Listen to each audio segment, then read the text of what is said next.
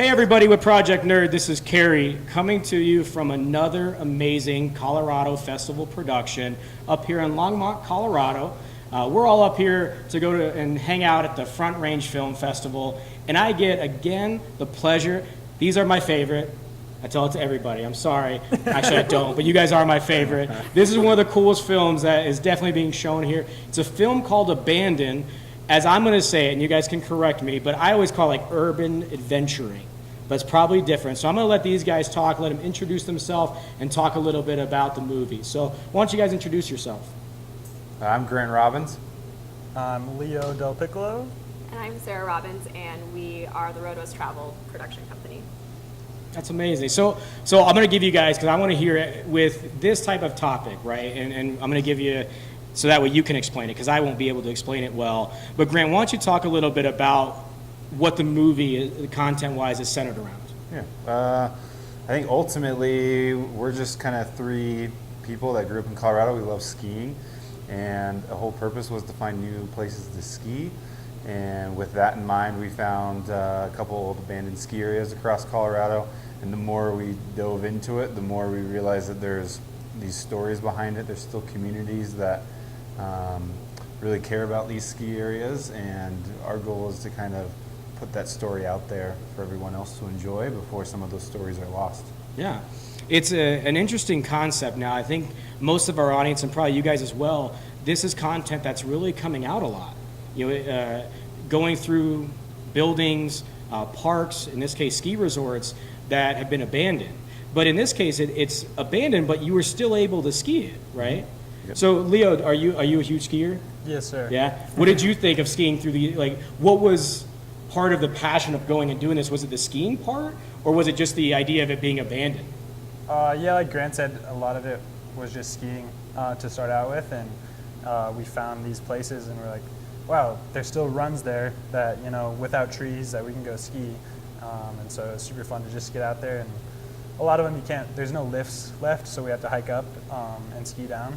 So it's a lot of work to get back to them, but it's a lot of fun skiing when you get there. Well, I think that point, right? So all of our audience has already watched the trailer. I know you have, but I think that's what you see, right? And some of those visuals that you have in the actual film, and more importantly, the trailer, you kind of see some of that, like having there is no nice little fancy ski lift, right? And you go in the gondola and hang out. You guys are actually skiing in to these places, is that right? Yeah, so basically it's all backcountry skiing at this point, where nothing's maintained, and we have to hike up using our skins and backcountry gear to get up to the top. Yeah.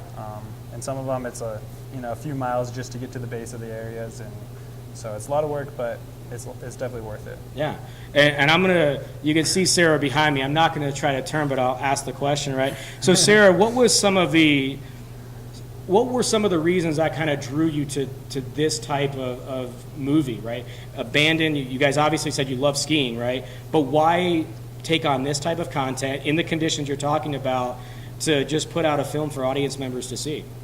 Yeah, I think more than anything, to be completely honest, this idea sort of fell into our lap in a way. I don't think that we set out to necessarily make a film about abandoned resorts, but we set out to explore them, and then as a result, wanted to bring that story to the public. And I think more than anything, we wanted to bring to the public what we were feeling when we were there, which was the sense of nostalgia and sort of the sense of these smaller areas that have now been forgotten in a world where we're so used to these mega ski areas that cost $200 for a day pass. So for us, we just wanted to bring the story of what skiing used to be like in Colorado and share that rich history that it does have. That's great, and I think obviously people that are in Colorado typically go skiing a lot, right? I think everybody does that, but Colorado is a huge tourist area too, right? So you talk about that monopoly, or that, how many resorts were there at one point, or how many ski lifts were there at one point? Yeah, there was a little under 200 ski areas since Colorado was founded. Present day, there are roughly 30. So, some of these areas were just small rope tows. So they didn't necessarily have lifts or full, area productions, but there were, like one that's featured in the film, Kuchara Mountain Resort, which is down south. That still has 3 chairlifts.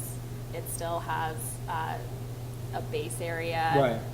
buildings, all that stuff. And so there used to be these larger ski areas that have just since been up and left. Was that, and I'll ask all three of you, right? So Grant, we'll start with you, right? Was that a huge kind of like excitement? Was doing something that hasn't been done for some time? Was that kind of what drew you to it? Because, you know, now when you talk about how many, you know, ski resorts or ski lifts, all of that, how there were so many and now they're so small, was that kind of a big passion to this part? Was being able to ski some of that? Is that how it kind of started, and then you started hanging out with people and hearing, and that kind of branched out into that? Or how would you describe what got you into it initially? I mean, I think fundamentally behind the whole project was just the three of us still trying to find a new place to ski and kind of that new adventure still, and knowing that these places kind of existed, and we all grew up in Colorado and never skied these places, so that was kind of that new adventure to go out and kind of explore them a little bit. But ultimately, you get out there, they're not popular backcountry places to begin with per se. I mean, Bertha Pass is in the film, it's very popular for backcountry, but some of them aren't quite as popular, so you're out there, and especially like Kuchara, they still have lifts up, we're the only people on the whole mountain. Kind of gives you a little bit of a like apocalypse type of feel, Yeah. in a way. But ultimately, it was, at the end of the day, it was just we're three people that love skiing. Yeah. And that was kind of our whole point of the whole film, and we had fun doing it. Well, I think it shows, right? I mean, you guys put it out there, and now you're putting it out in film festivals. And Leo, is that kind of what you want people to get out of that? Is more the idea not only about skiing and how passionate skiing is, but also, well, let me ask, what would you want audience members to get out of that? When they watch this film, what do you want someone to take away from that? Yeah, I think one of the biggest takeaways from the film is to have people, especially people that have maybe recently moved to Colorado, to kind of understand how the ski industry was built in Colorado and how much history there is with the whole ski industry. And like some of these, Berthoud Pass, for example, is the first ski area to open in Colorado, and there's so many innovations that happen there, and a lot of people that go up there every weekend and ski have no idea. Right. Of, you know, like it was the first two-person chairlift that ever opened in the country. So I think for me, that's one of the biggest things, just like to kind of bring some awareness around these smaller ski areas and be like, it didn't used to be like every place was, you know, Vail or Aspen. You know, it's just, there's some of these mom and pop shops that really had like just pure passion for skiing, and like these people didn't make a lot of money running these ski areas, but it's what they love to do, and you know, that's kind of where we are with skiing. It's just like, we just love it so much, and to help kind of preserve some of that history is a big one for us. I think it's important because, as we talked about, right, we get a large amount of tourists here in Colorado that only come to ski. But I think what's important is when you understand and appreciate the history, and it makes it a lot more enjoyable, and it brings out a little bit more passion. But Sarah, I'm going to put you on the spot, right? The hard question, right? You guys talk about stories. I think your movie not only talks about skiing, but more importantly, it identifies some stories, right? What was your favorite story in making this film? Oh boy, you Can did. I'm sorry. Can you share your favorite? Is it like the favorite kid where you can't? Well, I loved them all the same. You know, I loved every ski resort. I did every lift and run. But no, what? Obviously, it seemed like it was a lot of fun for you guys to make this, but not so much the fun part, but also the story and dealing with these people. I mean, these ski lifts or these ski resorts are gone, right? And as you guys are saying off camera, and I want to make sure we capture it. Please don't go and do this without the proper stuff, okay? Correct, yeah. This isn't a infomercial on how to go backcountry skiing, okay? It's going through the proper, well, you guys had to pay money, get, so start there. I'll give you time to think, okay? How did it come to be that you were able to do this? And then secondly, your favorite story. So, how we came to do this, I mean, we've sort of been collecting backcountry gear over the past few years. We've been doing that as our main source of skiing for a while now, and so for us, getting that gear really wasn't too big of a deal. We already had it. We had the education. So for us, it was just another day in the backcountry, but the difference was that this time we were hauling around all of our camera gear and big backpacks, and you know, trying to capture it while we were also trying to enjoy it as well. In terms of my favorite story, and I think favorite is probably a bad word to use because it's going to sound morbid that this is my favorite story, but one that I think that we were all really happy to kind of debunk and put to rest was that Geneva Basin, and in our film you hear that an individual, actually the brother of Sally Guanilla up Guanilla Pass, was actually killed in a lift accident at Geneva Basin. And there's been countless stories about Geneva Basin being haunted by a ghost, and just a lot of like negativity around that. And with Sally still here living in Colorado, we found that was very hard for her to hear that this place was haunted by, you know, the ghost of her brother. And so what we wanted to do is kind of reframe that in a light that brought the positivity back to his life, and was much more of a celebration of that, and kind of like put to rest the fact that this area was haunted. That's amazing. I'm gonna use I'm gonna say, like, there's a lot of undertones. Okay, I always talk about abandoned stuff. It brings up nostalgia, vintage, all of that. That's great. Anytime you can do it. Grant, what was your favorite?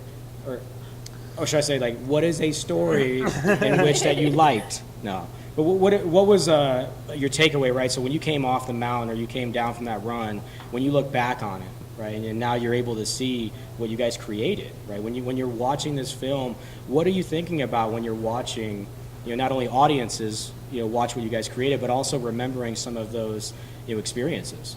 I think some of the craziest stuff is that we still see these pictures, and you'll see, you know, famous people that are playing a guitar at these ski areas, and you're up skiing these places, and the people that kind of almost set the tone for Colorado skiing used to ski at these places, used to run these places, used to set up the ski patrol, set up, you know, the ski school, and they kind of set the infrastructure in a way all the way back in, you know, the 20s and 30s, when skiing was not really as organized as it is now. And then thinking that you're kind of tracing those footsteps in a way is kind of cool. Yeah. And we're kind of, I would say, chasing those stories as well. We're trying to just track them down, and the more we talk with people, the more stories we hear, and the more a film's been out there, the more stories we continue to hear. So the story doesn't end, that's for sure.